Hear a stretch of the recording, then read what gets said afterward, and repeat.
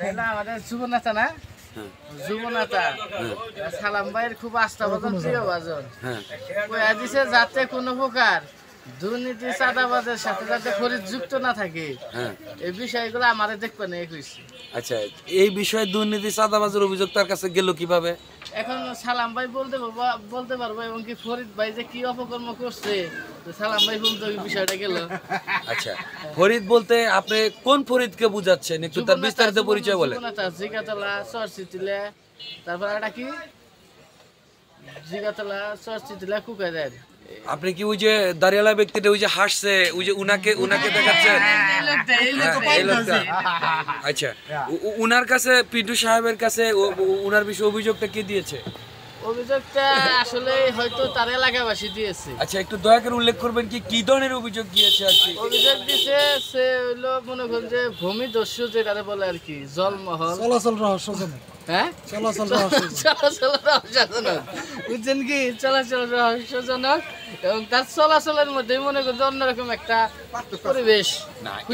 একটু উল্লেখ করতে হবে অবশ্যই যে চাঁদাবাজি অথবা অপ্রিয়তর কি ঘটনার সাথে সম্পৃক্ত, একটু দয়া করে জানান। ফরিদ ভাই মূলত কথা হলো বিভিন্ন দয়বার করে মাতবর মানুষ, এখানে সঠিকভাবে সে মাতবরি করতে পারে না, এই বিষয়েও তার কাছে অভিযোগ আছে।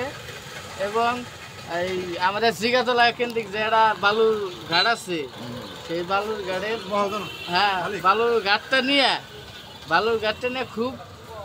খুব নড়াচড়া করতেছে এলাকার মানুষ, এর প্রতি অতিষ্ঠ।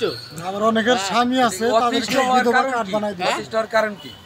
হওয়ার কারণ একটাই, সে বিভিন্ন জায়গায় বলতেছে সালাম ভাই আমার এটা কইছে, কাঠটা আমার দিয়ে দিচ্ছে, এটাই একক খাবো। আচ্ছা, নারী সংক্রান্ত কি জানে বলতে গেছিলেন, একটু দয়া করে নারী সংক্রান্ত হচ্ছে অনেকের স্বামী আছে, স্বামী থাকা সত্ত্বেও তাদেরকে বিধবা কাঠ করে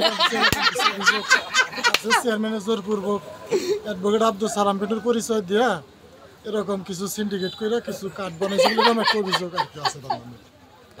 আপনাদেরকে অসংখ্য ধন্যবাদ। এই বিষয়ে আমি ফরিদ সাহেবকে জানতে চাবো যে দয়া করে এই যে আপনার বিরুদ্ধে যে আমাদের কেন্দ্রীয় কমিটির যে নেতৃবৃন্দ তার কাছে যে অভিযোগগুলো গিয়েছে, আপনার চেহারাটাই তো একটা কমেডি চেহারা, তাতে কি আপনার চেহারাই তো মানে অনেকটাই ভাষা ব্যবহার করে।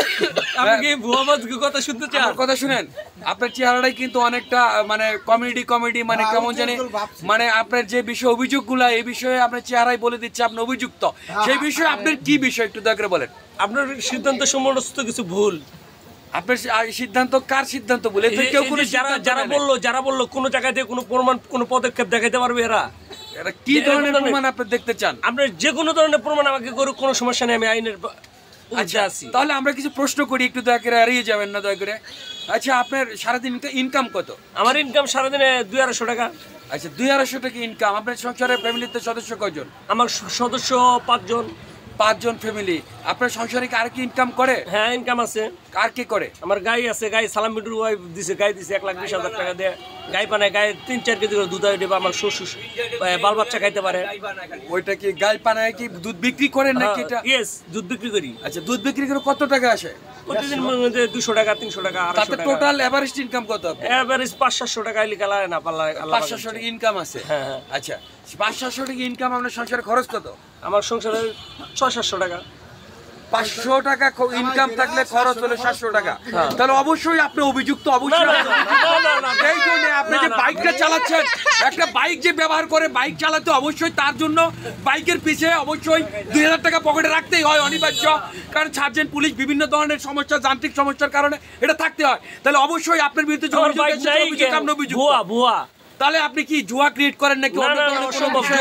জুয়ার গডফাদার আপনারা আওয়ামী লীগ করেন, আপনারা গডফাদার, আপনারা সাংবাদিক, আওয়ামী লীগ সাংবাদিক, এইগুলো বলতে পারেন। আমরা কি আওয়ামী লীগ চালান? আপনি নিয়ন্ত্রণ করেন। আওয়ামী লীগরা কি চালায়? হ্যাঁ। আচ্ছা, আওয়ামী লীগ এখন দেশে আছে? আছে। আপনার মতো সাংবাদিক অনেক এভেলেবল আছে।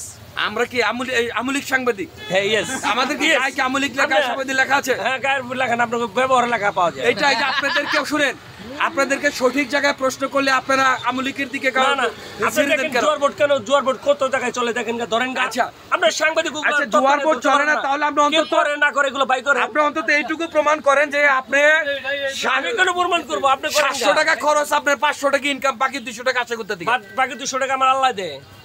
আল্লাহ করতে পারে না। আল্লাহ তো সবাইকে দেয়, কিন্তু না, না। ইনকামের সোর্সটা জানেন।